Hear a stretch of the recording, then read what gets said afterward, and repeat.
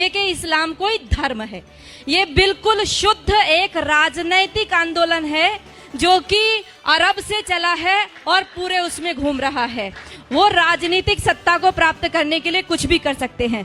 दूसरी बात मैं आपको ये कहना चाहती हूँ, देखिए हर मुसलमान जो है अपने आप को आदर्श मानता है कि मोहम्मद को, वो अपने आगे मोहम्मद लिखता भी है, तो वो मोहम्मद जैसा बनना चाहता है। मैं आपसे बस ये विनती करती हूँ कि आप एक बार मोहम्मद का चरित्र जरूर पढ़ें। जैसे हम रामायण को पढ़ाने के लिए कहते हैं ना, वैसे आप सबसे विनती है कुरान को पढ़िए और मोहम्मद के चरित्र को पढ़िए। ये पढ़ना बहुत जरूरी हो गया है। राम को पढ़िए और उसको पढ़िए। लोगों को प्रेरणा कीजिए कि कुरान जरूर पढ़ें। अपने बच्चों को अरबी सिखाइए। उनके लेटर, मैं नजीबाबाद से आ रही हूँ, लगातार अरबी में लिखा हुआ है, समझ ही नहीं आता क्या लिखा हुआ है, क्या इसमें पढ़ाया जा रहा है। जिस देश में 3 लाख से ज्यादा मदरसे चल रहे हो, जिस देश में 2 लाख से ज्यादा मस्जिदें विद्यमान हो, उनमें तैयारी क्या हो रही है। दिन रात बोल रहे ला इलाहा इल्लल्लाह, 5 बार बोलते हैं, 5 बार नमाज पढ़ी जाती है और शुरुआत इसी से करते हैं कि कोई नहीं है, ला माने नहीं है कोई भी अल्लाह के जैसा, और मोहम्मदुर रसूलुल्लाह अर्थात मोहम्मद ही उस अल्लाह का रसूल है। इन 2 के अलावा और किसी को हम पूजेंगे नहीं, मानेंगे नहीं। अब ये बता दो, जिस व्यक्ति को 5 बार लगातार यही बताया जा रहा हो, दिन में 5 बार जब बताया जाता हो, तो उसकी मेंटलिटी क्या बनेगी। वो सीधे आपके ऊपर तलवार लेकर के खड़ा होगा। और ये केवल, ये तो अजान है, नमाज अलग होती है, ये अजान है। आओ आओ, अपनी नींद को छोड़ करके आओ, बैठो यहाँ। उसके बाद एक मौलवी बोलता है, एक मौलवी के इशारे पर सब झुकते हैं, खड़े होते हैं। उसके बाद वो वहां पर आयतों का पाठ होता है, और आयतें हम क्या समझते हैं, जैसे हम मंदिर में घंटा बजाए आते हैं, वैसे उनकी नमाजें चल रही हैं। बिल्कुल गलत सोच है। वो नमाज इसीलिए पढ़ रहा है कि हमारा विनाश करना है। अगर हमारा विनाश करने के लिए कोई व्यक्ति दिन में 5 बार तैयारी करता हो और हर पड़ोसी तैयारी कर रहा हो 5 बार, और हमारी नींद ना खुले, तो याद रखो कि हमने अपना रिमोट कंट्रोल उनके हाथों में दे दिया है। उनको प्रॉब्लम हमारी गाय से नहीं है, उनको प्रॉब्लम हमारी माताओं बहनों से भी नहीं है, उनको प्रॉब्लम है केवल हमारे अस्तित्व से। जब तक एक भी हिंदू बचा हुआ है, तब तक उनको प्रॉब्लम है। उनको तब तक लगातार जिहाद करने के लिए कहा गया है, और लगातार हमारी माताओं बहनों के साथ अत्याचार दुराचार करने के लिए कहा गया है। कोई पढ़ करके तो देखे उनके, वो रोजा किस लिए रखते हैं, कोई पढ़े रोजा किस लिए रखा जाता है। रोजा कोई नवरात्रों जैसा व्रत नहीं है, कोई नवरात्रों जैसा व्रत नहीं। आज हम रोजे को नवरात्रे के साथ जोड़ रहे हैं। हम नवरात्रों में अपनी माँ दुर्गा की कल्पना करते हैं, उसको जीवन में उतारने की कोशिश करते हैं। जितनी मोहम्मद ने लड़ाई लड़ी थी, सारी रोजे के टाइम में लड़ी थी, और सारी की सारी तैयारी करने के रोजा इसलिए रखा जाता है कि आप लड़ाई लड़ोगे, जंग लड़ोगे, तो भूखा रहना पड़ेगा। अब उस भूख प्यास को आप कैसे सहन करोगे। आप रोजे का असली शब्द ढूंढ करके लाइए। उनके अरबी कोश में सोम शब्द है, जिसका अर्थ है घोड़ों को भी हफाना, अर्थात घोड़े भी तैयार करना और खुद अपने शरीर को मजबूत करना। अगर उस रोजे की इफ्तार पार्टी में सारे के सारे हिंदू जाकर के बैठते हैं, आश्चर्य होता है जब लखनऊ के मंदिर के मठाधीश भी जाकर के रोजे की इफ्तार पार्टी मंदिर के अंदर कराते हैं, और हम सब लोग केवल फेसबुक पे 1-2 गुस्सा निकाल करके रह जाते हैं। मैं आप सबसे विनती करना चाहती हूँ, याद रखो इनके 5 स्तंभ, जिसमें कहा तौहीद, एक ही ईश्वर है, एक अल्लाह है, उसके अलावा हम किसी को मानते ही नहीं है। हम कहते सर्वधर्म संभाव। अरे लानत है हमारे ऊपर, 1400 साल से जिन लोगों ने केवल कत्लेआम मचाया हो, आज भी हम उनको धार्मिक कह रहे हैं। वो अल्लाह के अलावा और किसी को स्वीकार नहीं करेंगे।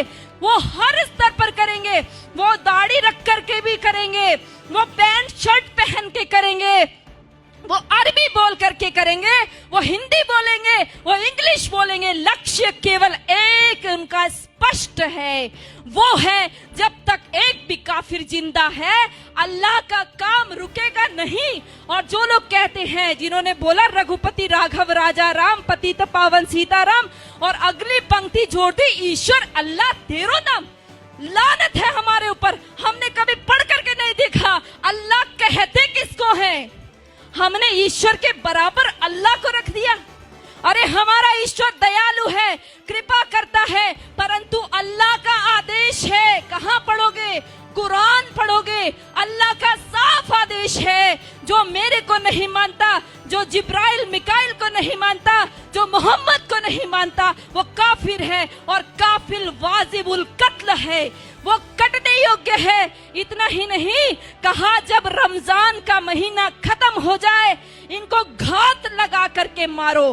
पढ़ो सूरा तौबा, पढ़ो सूरा अल बकरा, सारी की सारी कुरान की सारी ये आयतें पढ़ करके देखो, आपको साफ स्पष्ट पता चल जाएगा। हम सोचते हैं कि उनकी हज यात्रा, हम सोचते हैं उनकी हज यात्रा हमारी अमरनाथ यात्रा जैसी है।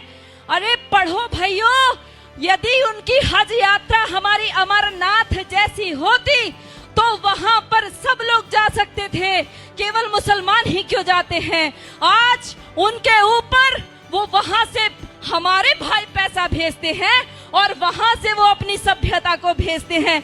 उनको कोई एम्बेसी में राजदूत भेजने की आवश्यकता नहीं है कि भारत में आप हमारे अरबी कल्चर का प्रचार कीजिए। ये सारे बढ़ाए हुए दाढ़ी, ये सारे ऊंचा पजामा और नीचा कुर्ता पहन करके सारे वहां से सीख करके आते हैं और अपने आप यहाँ पर आकर के सिखाते हैं। याद रखो, मिटेगा ये धर्म और आबरू भी जाएगी, तुम्हारे नाम से दुनिया को शर्म आएगी। यदि आज नहीं जागे तो कोई हमारे बचाने वाला नहीं है। ये नमाज खिलाफत का मिनी ट्रायल है। ये नमाज इसलिए कहता है कि एक खलीफा बैठाएंगे और उसका राज चलेगा। ये पहले भी हमारा देश आजादी के लिए जूझ रहा था और सारा मुस्लिम जगत खलीफा के लिए जूझ रहा था। इतिहास पढ़ करके देखो, मालाबार में जो युद्ध हुआ, हमारे लोग जो मारे गए, वहां की महिलाओं के साथ, क्योंकि खिलाफत आंदोलन फेल हो गया। टर्की में खलीफा था, उसकी खलीफाई चली गई, खलीफा छोड़ करके इंग्लैंड भाग गया। वहां से इनको गुस्सा आया, आक्रोश हमारे हिंदू माताओं बहनों के ऊपर निकाला। वो जो लेडी रीडिंग को पत्र लिखा था हमारी हिंदू महिलाओं ने, कभी पढ़कर देखो, उन्होंने लिखा हमारी कितनी दुर्दशा हुई है। हमारे सामने हमारे बच्चों को, दूध मुहे बच्चों को भाले की नोक पर उछाल करके ऊपर टांग दिया गया। हमारी बेटियों, माताओं के साथ में बलात्कार हुए। एक एक माता का बलात्कार करने के लिए 10-10 जिहादी थे और वो 10-10 जिहादी के बीच में फंसी हुई महिला ये सोच रही थी किसके लिए दुख मनाऊं, अपने बेटे के लिए या मेरे शरीर के लिए, किसके लिए रोएंगे। दर्द को भी दर्द आएगा, वो ऐसी भयंकर स्थिति है। और ये केवल एक आकस्मिक घटनाएं नहीं है, ये सब ऊपर से सिखाया हुआ है। भाइयों, आप सब लोग जो फेसबुक पे इसको रिकॉर्ड कर रहे हैं या अपने मोबाइल में रिकॉर्ड कर रहे हैं, ये मोबाइल में रिकॉर्ड करने की चीज नहीं है, दिल में रिकॉर्ड कीजिए। इसको अपनी बहनों को, माताओं, बेटियों, बच्चों को बताइए।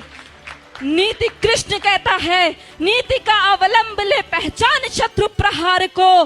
कृष्ण का आदेश सुन गुंजा दे गांडीव की टंकार को। ऐ पार्थ चादर तान कर सोता रहेगा कब तलक, तू उठ जरा निज शौर्य का परिचय करा संसार को। तो उठ जरा निज शौर्य का परिचय करा। धन्यवाद।